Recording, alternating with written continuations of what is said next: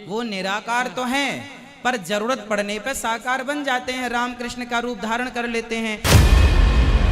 वो परमात्मा नर आकार है, मनुष्य सदृश है, वो सह शरीर है, उसका नाम कबीर है। और ऊपर सतलोक में रहता है, वहां भी मनुष्य सदृश है, राजा के समान मुकुट धारण करता है वो परमात्मा। तो मैंने अध्ययन किया है धर्म शास्त्रों का। ठीक है। मैं सन 2000 से अध्ययन कर रहा हूँ। मैं इलेक्ट्रिकल इंजीनियर हूँ, लेकिन मैंने नौकरी नहीं की, मैं यही काम कर रहा हूँ। समस्त धर्म शास्त्रों का अध्ययन करना और रिसर्च करना। तो 22 सालों में मैंने यही पाया कि ईश्वर को न तो आंखों से देखा जा सकता है, न हाथों से छुआ जा सकता है, न मतलब किसी भी प्रकार से हमारा मन भी वहां तक नहीं पहुंच सकता। हम उनके स्वरूप की कल्पना भी नहीं कर सकते। ठीक है, सही कह रहे हैं। अब उत्तर तो दे दें? ये मेरा मतलब ये था। प्रश्न आपका हो गया तो अब उत्तर दे दें। हाँ जी जी, प्रश्न हो गया। हाँ जी। कृष्ण तो कृष्णस्तु भगवान स्वयं, भगवान कृष्ण भगवान है। वो निराकार से साकार बनकर आए हमारे और आपके लिए। आप सोचिए, आप कहते हैं भगवान निराकार है, उसे छुआ नहीं जा सकता, उसे देखा नहीं जा सकता। बात सही है, नहीं छुआ जा, लेकिन वो चाह ले कि आप मुझे छुएं, वो साकार भी है। 23 साल में आप पढ़े शास्त्रों को, इतनी सी बात ना समझ पाए प्रभु। वे देह को धारण करते हैं, देह नहीं हो जाती। हाँ, हमने कब बोला कि वो देह धारण? भगवान कृष्ण भगवान राम अनंत है।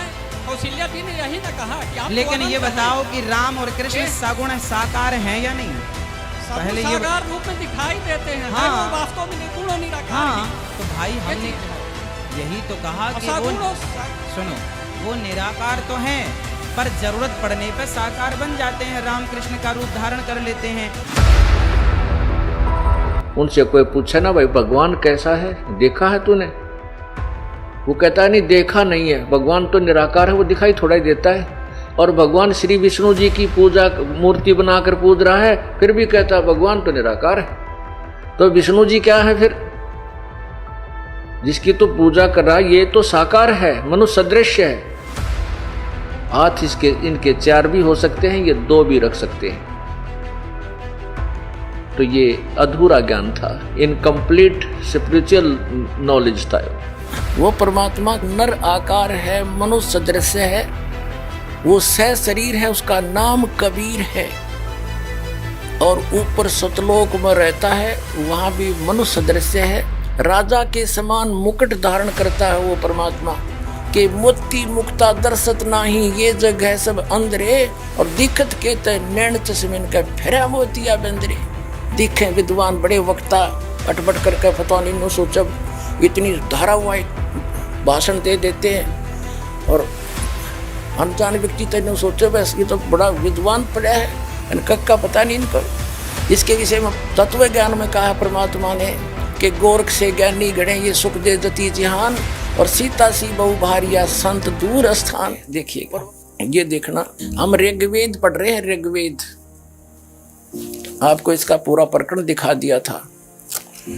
ऋग्वेद मंडल नंबर 9 सूक्त नंबर 86 मंत्र नंबर 26 में कहा है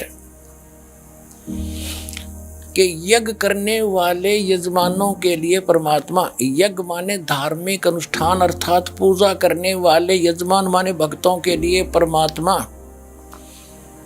सब रास्तों को सुगम करता हुआ उनके विघ्नों को मर्दन करता है, उनके संकटों का नाश करता है, और उनको पवित्र करता हुआ और अपने रूप को सरल करता हुआ है।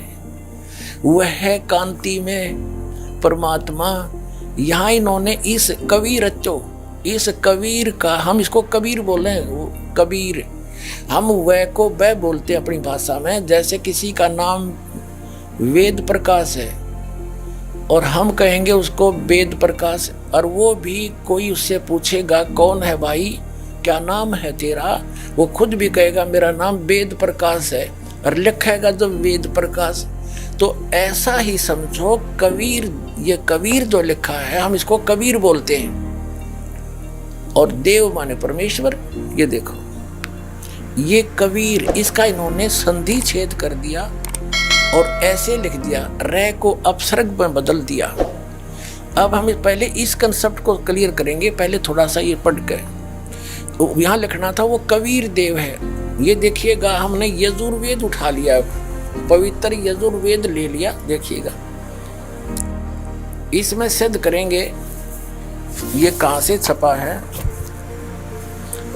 सार्वदेशिक आर्य प्रतिनिधि सभा 2/5 महर्षि दानंद रामला मैदान नई दिल्ली से। ये महर्षि दानंद सरस्वती कृत, ये यहां से मुद्रक, यहां से छपा है। अब हम इसके आते हैं, ये 36 चैप्टर है, अध्याय नंबर 36, 36 है ये यजुर्वेद का। यहां से पढ़ेंगे, ये 36 अध्याय है, 36वां।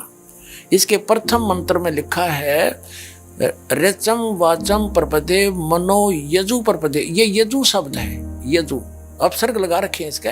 तो यहाँ अनुवाद किया महर्षि दानंद ने, इसका बिल्कुल सही किया। ये यहाँ इसकी भ्रमित नहीं थी बुद्धि, इसको यजु का अर्थ यजुर्वेद कर दिया, यही करना चाहिए था। यदि यहाँ इसका कोई और अर्थ कर देता, सर्वज्ञ या कोई वैसे लिख देता, कोई स्तुतियों का संग्रह, क्योंकि महिमा यजुर्वेद की थी इसमें, तो यजुर्वेद लिखना पड़ा, भले ही 2 अपसर्ग लगे। इसी प्रकार जहाँ परमात्मा की महिमा का वर्णन है वेद में, वहाँ कबीर शब्द है, अपसर्ग भी लगा दें अपने व्याकरण के आधार से। हम इनकी व्याकरण भी डिस्टर्ब नहीं करना चाहते। ये कबीर देव लिखना चाहिए था इन्होंने यहाँ पर। कबीर का अर्थ कबीर देव लिख देते, सर्वज्ञ नहीं। हम उसको कबीर साहब कहते हैं, कुरान शरीफ में उसको अल्लाहू अकबर, अल्लाह कबीर कहते हैं, और हम उसको कबीर देव, कबीर साहब कहते हैं। वेदों में उसको कबीर देव कहते हैं, हम उसको कबीर देव बोलने लाएंगे। कबीर साहब, कबीर परमात्मा, साहब कहो, राम कहो, अल्लाह कहो। तो इस प्रकार अब हम समझेंगे ऋग्वेद के उन चंद मंत्रों को जिसमें परमात्मा साकार स्पष्ट है। अब यजुर्वेद रख दिया, ऋग्वेद उठा लिया।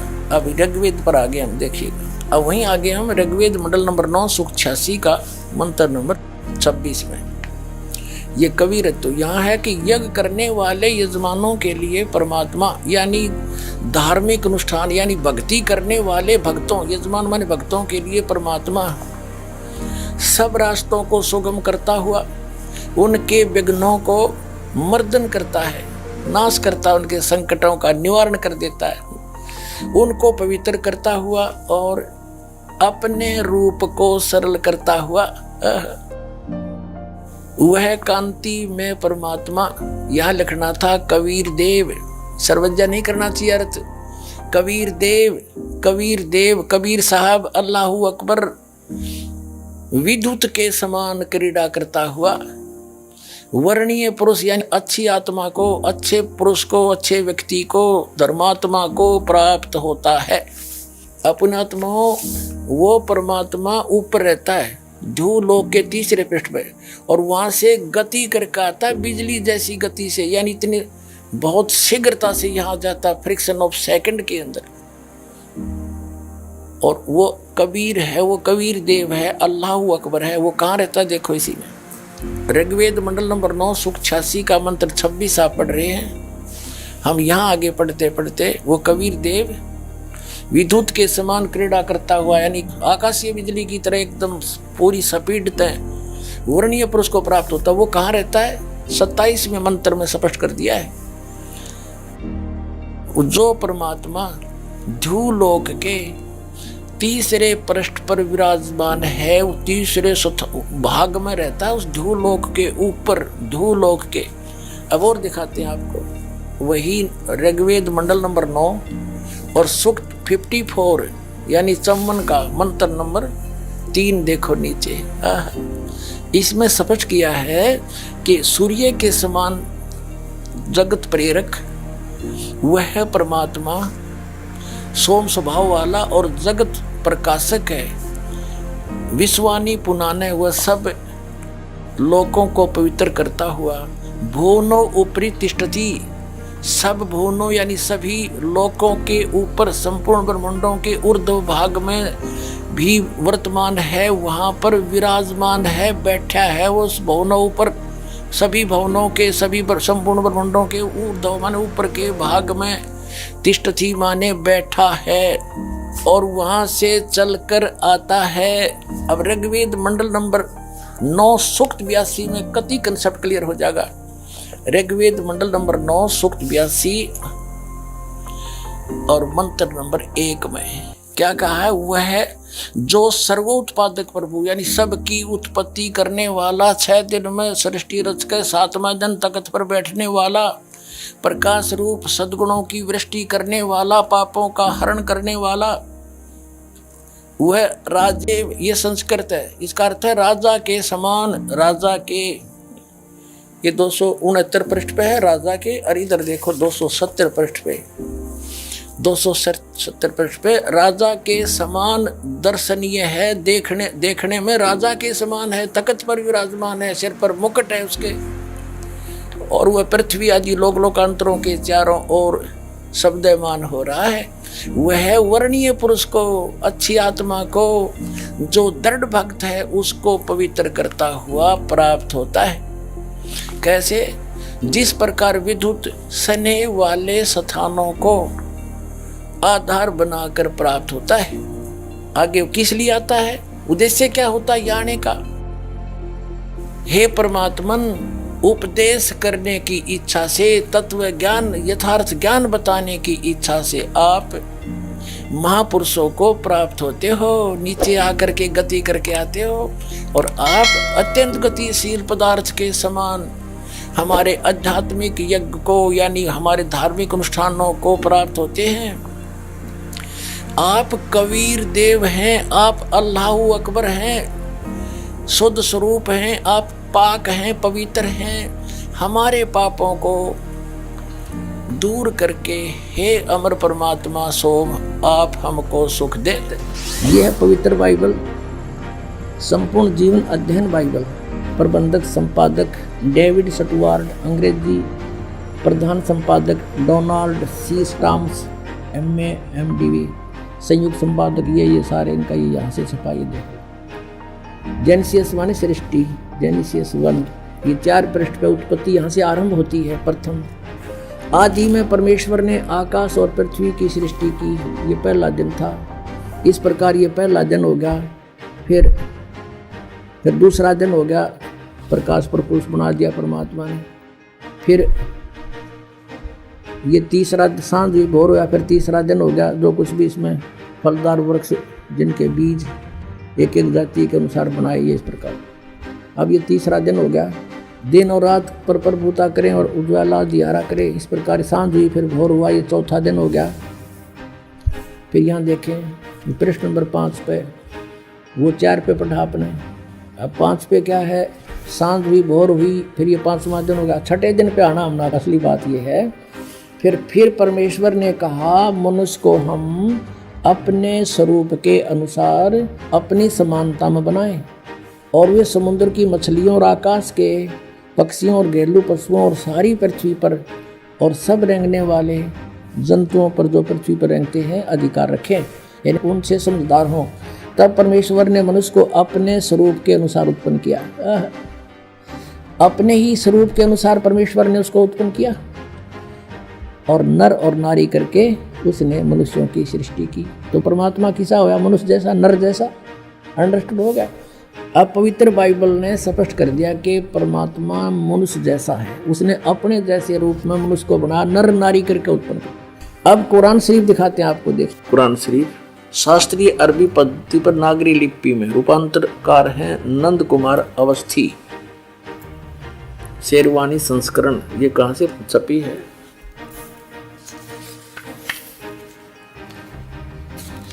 ये वही लिखा कि वो इस्लामी किताब, इसमें कोई संदेह की गुंजाइश नहीं है।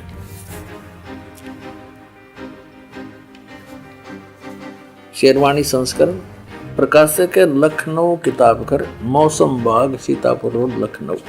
हम यहाँ पढ़ेंगे, हिंदी पढ़ेंगे।